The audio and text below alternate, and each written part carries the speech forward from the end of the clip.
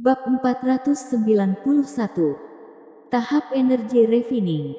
Tingkat 1. Yang bersembunyi di sekitar apartemen adalah seorang master tahap Gold Core keluarga Zhu.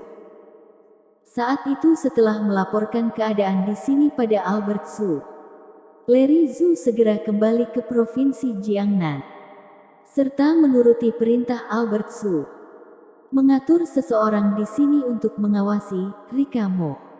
Saat melihat dua Rika Mo muncul, master tahap Gold Core keluarga Zhu ini begong. Namun dengan cepat menyadari apa yang terjadi. Kembar membuktikan tebakan Albert Zhu. Melihat lalu menyadari keberadaannya. Master tahap Gold Core keluarga Zhu ini tentu saja tidak melanjutkan mengintai lagi. Segera dengan tahu diri pergi. Di Akademi Awan Putih, status lalu tidak rendah. Bukan bisa disinggung oleh dia seorang bawahan keluarga Zhu. Lalu ketiganya kembali ke ruang tamu apartemen. Emosinya sudah jauh lebih tenang. Walaupun Celawang tidak berinisiatif bertanya. Namun lalu takut dia memiliki dendam. Akhirnya berinisiatif memberitahu hal yang terjadi di tahun itu pada Celawang. Celawang merasa lega. Dia tahu. Pasti ada alasan yang tidak bisa dikatakan saat itu. Ternyata dirinya bukan dibuang, melainkan diculik oleh seorang misterius. Lalu menggenggam erat sepasang tangan Celawang. Tidak pernah melepaskannya.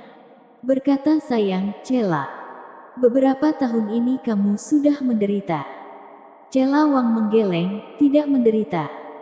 Sejak dia mulai bisa mengingat, dia sudah berada di panti asuhan Cahaya Mentari. Walaupun yatim piatu, namun panti asuhan terus memberinya kehangatan. Juga ada begitu banyak kakak dan adik menemani. Tidak merasa kesepian sedikit pun. Celawang menceritakan singkat pengalamannya bertahun-tahun ini. Saat lalu mendengarnya berkata saat dia mulai bisa mengingat sudah berada di panti asuhan. Di hatinya ada sedikit keraguan. Dulu tidak tahu penjahat mana. Tidak mencuri apapun. Malah mencuri putrinya. Tidak hanya mencurinya, masih mengirimnya ke sebuah panti asuhan kecil di provinsi Jiangnan. Memiliki rencana apa? Bila dia melakukan perdagangan manusia, kenapa tidak menculik mereka berdua? Melainkan hanya menculik satu. Lalu sejujurnya tidak mengerti. Hanya bisa memaki tidak bermoral di dalam hati. Di suatu tempat di negara Long, seorang pendeta Tao yang cabul sedang memeluk wanita cantik di kiri kanan. Tiba-tiba dia bersin. Berkata kesal, tidak tahu bajingan mana yang sedang membicarakanku di belakang. Guru Tao, siapa yang berani membicarakan Anda? Benar, benar. Guru Tao, Anda adalah dewa. Orang yang memaki Anda akan menerima balasan. Dua wanita cantik seksi di pelukannya berkata genit. Tatapan mereka menatap lekat kalung emas yang ada di dada pendeta Tao. Haha, benar sekali, benar sekali. Ayo, aku bawa kalian melihat bola. Haiya Guru Tao, kamu sungguh menyebalkan. Melihat bola maka melihat bola. Kenapa mengelusku? Guru Tao, aku adalah seorang gadis yang sangat polos. Pertama kali mengetahui dirinya memiliki adik kembar. Selain rasa gembira karena bertemu, masih ada sebuah perasaan mengherankan yang tidak bisa dikatakan Rika Mo. Memikirkan seksama. Seperti ada yang kurang. Seperti sebuah cahaya tipis. Bisa merasakannya. Namun bagaimanapun tidak dapat ditangkap. Sebenarnya apa yang janggal? Rika Mo merenung. Lalu jelas tidak memperhatikan perubahan ekspresinya. Sedang tenggelam dalam kegembiraan menemukan kembali putrinya. Cela, aku beritahu tentang Akademi Awan Putih kita. Kamu jangan terkejut.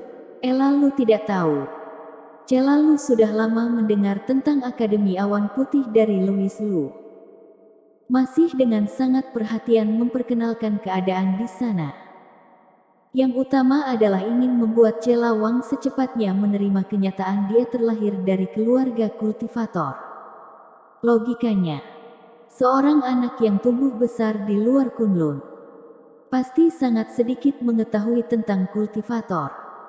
Tiba-tiba memberitahunya sebenarnya kamu berasal dari keluarga kultivator. Kita adalah kultivator. Kira-kira siapapun akan merasa sulit percaya. Elalu hanya bisa perlahan menjelaskan. Namun yang membuat Elalu tidak menyangka adalah Celalu lebih tenang dari yang dia bayangkan. Saat mendengar kata kultivator ini, dia juga tidak bersikap terlalu terkejut. Ini aneh. Untuk orang biasa, kultivator sama saja seperti dewa. Bagaimana bisa setenang ini? Ibu, sebenarnya aku sudah tahu yang kamu katakan ini. Kamu sudah tahu. Elalu sangat terkejut. Ya, seorang pria yang sangat menyayangiku. Lagi pula, sekarang aku juga seorang kultivator, kata Celawang dengan wajah penuh senyum bahagia. Namun tatapan Elalu menjadi serius. Berkata, Cela, kamu sudah memiliki pria. Sekarang dia ada di mana? Apa bisa memanggilnya bertemu ibu? Dia ingin melihat sebenarnya siapa pria yang bernyali besar itu. Mendengar nada bicara putrinya, sepertinya pria itu juga seorang kultivator. Namun walaupun kultivator juga tidak bisa sembarangan bersanding dengan putriku. Elalu berpikir seperti ini di dalam hati. Tentu saja tidak akan mengatakannya. Bagaimanapun baru bertemu dengan putrinya. Ada sangat banyak hal harus diselesaikan pelan-pelan. Jadi Elalu hanya berkata ingin bertemu pria itu. Namun tidak mengatakan yang lainnya. Celawang menggeleng berkata, dia keluar mengurus urusan. Kira-kira beberapa waktu lagi baru bisa pulang. Ah, kalau begitu sejujurnya terlalu disayangkan. Aku masih ingin lebih awal bertemu calon menantuku. Elalu berpura-pura menghela napas berkata. Hanya saja jelas menekankan, calon menantu ini. Seperti mengatakan sambil menggertakkan gigi. Celawang tidak menyadari kejanggalan. Saat ini Elawang tiba-tiba berbinar. Berkata, Cela, kamu barusan berkata kamu juga seorang kultivator. Apa bisa katakan pada ibu?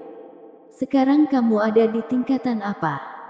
Dari dia bertemu Celawang, dia tidak merasakan aura kultivator apapun dari Celawang. Ini tahap energi refining tingkat 1. Celawang menggaruk kepalanya dengan polos. Berkata dengan sangat tidak enak. Tahap energi refining. Lagi pula, hanya tingkat 1. Bersambung.